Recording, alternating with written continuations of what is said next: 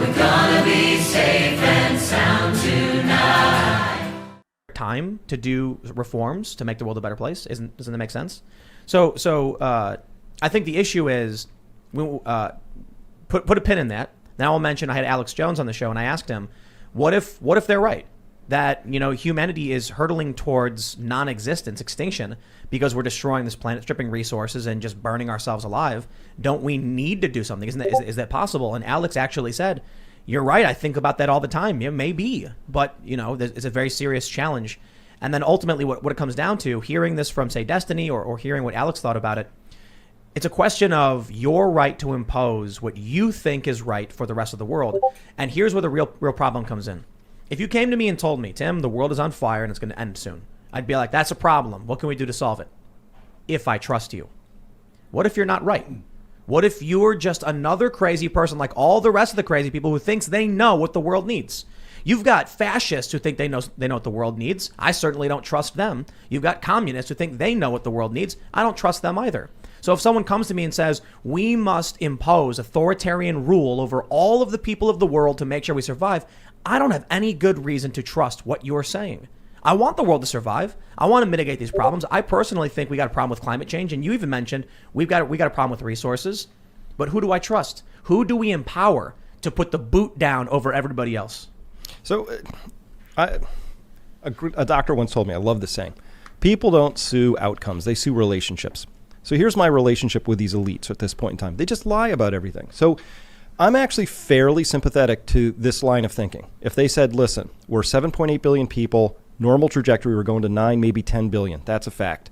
That's going to happen by 2050. Here's where we are in the resource story. Here's how much oil we think we have left. Here's how much fresh water we think we have left. There's a gap here. We have a problem on our hands. But let's pull through this together. So this would have been like going to the nation back in 1940 and saying we have to defeat Nazis, right? And as long as you're honest about that, people will go, okay, if people know what the vision is, they will crawl through mud, literally. You ever seen those people do those mudders, right? Like just crawling, because they have tough this mudder. Yeah, and it's team-based, and they want to do it. So people will do amazing. I have great faith in people, but I think what you're talking about is that the people who are pulling the strings up there right now, they don't have that same faith. In fact, they actually don't trust us. So that means we're in a relationship that's not based on trust. And so your question is a good one, which is, why should I do anything if I don't trust you? Well, here's an interesting conundrum, I suppose. You've got the IPCC, a consensus among scientists, climate change is happening. How do you feel about it? What's your thoughts on climate change? It's very complicated. I've put not enough time into it to really understand what's going on, but I get the basic theory of it. And I don't want to get into the actual politics that arises around it, but I just wanted to point out that you've got a large faction of people who don't believe it's real. If you get someone like Al Gore coming out the documentary and doing a presentation saying, here's what's happening, and half the country believes it and half doesn't, then I don't necessarily agree that if they came out and said, here's our plan, people would just agree to do it. I think a lot of people would just say, no, you can't tell me what to do. But it's not necessarily around the climate change. This resource story is more direct, more linear. So ocean acidification is something I believe in completely because it's very simple. You take the partial pressure of carbon dioxide in the atmosphere, and the higher it is, the more there is, the more goes in the water, the more acidic it becomes, period. Yeah. And I've talked to oyster farmers who can't grow oysters in both Maine and in Puget Sound because the ocean's too acidic. But the jellyfish comes in, and people are eating the jellyfish now. I've never tried it. Is it good? Have you looked into iron fertilization? Yeah, this whole idea that we're going to geoengineer our way out of this, I think here's complexity theory is the most important thing I've ever learned. And in complexity theory, there's a couple things. Like even if we had a computer and we're modeling sand being dropped, exactly when and how much that pile is going to slump, we don't know. We can't predict it. We don't. That defies us. So when you say, do I believe in climate change, it's not a question of belief. What I'll tell you is it's not just a complex system. It's hundreds of nested complex systems. Our ability to predict that is zero, right? But we can sort of look at the larger trends, which I do believe in. But anybody who has certainty about where anything's going to go or how it's going to play out, I don't know about that side of things. But it's just money. It's like this old biblical sort of understanding of mammon, right? So mammon comes out and confuses people with his shiny baubles, and people do crazy stuff against every principle they have. We have corporations right now that will do anything for that bottom line. Anything. Yeah. So one of the things I track is insects, birds, all this stuff. I'm kind of an outdoor guy, right? And they're just plummeting. They're in decline. What birds? Birds, massively. Birds aren't real. I'm kidding. I've Somebody heard was this, somebody was but posting in the chat over and over again. I know. I don't know what that was about. Didn't take. That was a failed meme. It did not launch. But No, there's a subreddit called Birds Aren't Real, and they go at it. I know they keep trying, but the capital T try. It's painful at this point. So let's keep moving. But So what kind of birds are you tracking? all of them, all the migratory birds at this point in time. They're just Sparrows? they're in huge decline everywhere. Wow. They just had this massive Sparrows. buy-off that just happened just this past week in White Sands in New Mexico, all that place where they were trying to migrate, but they just couldn't make it. They just fell out of the sky dead. Sparrows? All kinds of things. Everything migratory. Really? Yep. They were falling out of the sky. Mm-hmm. Why? Just getting emaciated. They're out of food. So the insects are all gone. Yeah. So I'm old enough. You guys might not know this, but when we would go on family trips, right, get in the old Woody station wagon, no seat belts, was that kind of an era. Every gas stop, which was plenty because the cars got zicked for mileage, right? I would have to crawl out and try and get the bugs off the windshield, and they were just thick, right? Yeah. But not just one type, not a swarm of mayflies. There's grasshoppers and dragonflies and big things and little things. You don't see that anymore. Yeah. I now drive hundreds of miles over the course of the summer and might get one bug. And it's not because my car's aerodynamic. They just aren't there. We got spider crickets Right? here. And we're You ever doing see those that. things? Yeah, those things are nasty. they're a little scary, right? And we're doing that because we decided to switch to a new brand of pesticides called neonicotinoids. And we did this because it's just a little bit cheaper, right? Yeah. And they get to sell a couple $1 billion worth, but we're taking out the bottom of the food chain. So the larger story around the same story as Walmart, the theme for me is we have to get back in right relationship with ourselves, with our workers, with our biosphere. Like if we don't get this relationship thing right and we keep going spiraling down this great reset, control everything, I think it ends badly.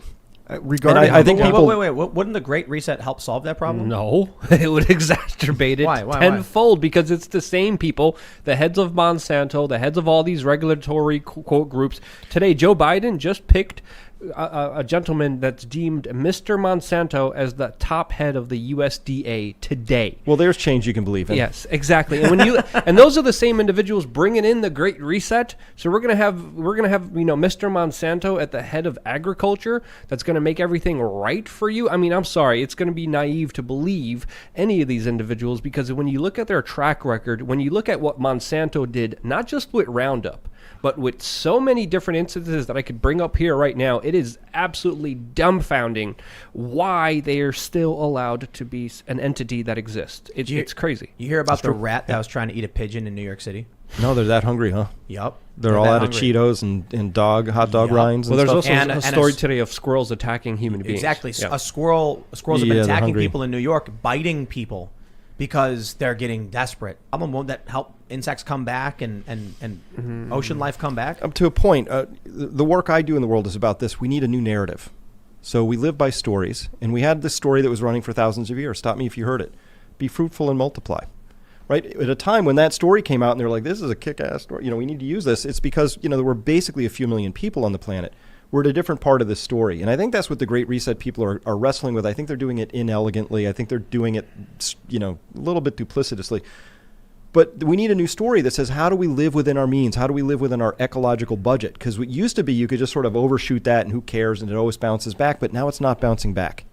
And that's what people are feeling. I think because we evolved on this planet through billions of years, that we can feel that on some level. And I think that explains why people are so anxious right now, because we're kind of destroying the place we live on. got But a I don't few think ideas. we need to be put in check. I think they need to be put in check because when you look at the ones most responsible for pollution, when you look at the ones most responsible for pesticides, they are the ones who are responsible. Yeah, but so that's why I don't trust their hold solution. on. You were just mentioning 73% of Americans are fat. Either obese or overweight, according to a new report that just look, came out. I'll look. Yes, we could all be better. Of course, I agree with you. No, but Yeah. listen, I think the problem is twofold. This whole idea, so they've been pushing things down like there are issues. You mentioned this, Luke, right? So it's like, if you could just be a little bit better and buy a smaller car, or maybe have a smaller life, or just, shower for, on a low flow for just a couple minutes, all that isn't going to do squat. When you really look at where we are, there's difference. So a problem has a solution. And we talk about a lot of things like they're problems, but other things are just predicaments. And a predicament only has an outcome. You got to manage that, right? So Japan has an aging population and is getting smaller. Mm-hmm. That's a predicament. There's no solution to that you're going to solve by passing a new law. But what are they doing with their banking system? They're just printing more and more and more debt because they're like, our economy has to grow. Yeah. No, the economy should shrink. It should shrink just like their people are shrinking. The economy should be in service of the people, but they have it all backwards. So in this story, you're mentioning all these things like intersectionality and things like that. they don't even relate to the predicaments we've been just talking about. Like, to me, the most important thing is we should have a national and if not a global plan that says, what are we going to do when, not if, but when all these fossil fuels really begin to wind down? How are we going to feed everybody? What does the future look like? What do our cities look like? Where are people going to live? What are they going to do? These are big questions. I mean, people are being forced out of cities because of all the chaos. One of the things I was saying is that I think on the bright side is that a lot of people are going to start to understand the value of hard work. You got no choice, but you can't. If you have no job and you need to eat, you got to figure out how you're going to eat. You move out of the big city, go to the middle of the nowhere, build your own little shack, and then farm. Because I have a lot of people coming to work on my little farm, and certain people of the younger guys, they don't know how to use their hands anymore. Mm-hmm. And I'm sure every generation says this, kids these days, right? But no, there's something really missing from the screen generation in its problem solving, spatial abilities, all this. So I hear what you're saying, Tim. There's this chance that we could satisfy the endless human wanting with this in a virtual way, which does attack some of the resource issuing. But where I'm going with this is I think it's time to admit that we need to be in relationship again with each other in an important way, and with ourselves and with our tactical abilities, because there's a way we learn that requires us to actually manipulate and use things. So I think a lot of people think they're just going to, I have the worst conversation I have is people like, well, Chris, if things ever get that bad, I'll just go out and hunt. I'm like, you should come with me sometime because you won't survive. Here's what I imagine. I imagine. It's over. Nobody wins. If you want to see a new and better world come to fruition, as I do, then like, share, and subscribe. You can find an incredible amount of math, knowledge, and 3D renders by clicking on the channel name. And remember, we need you to help spread this vision across the internet for all to see and become familiar with. Let us build this new world together.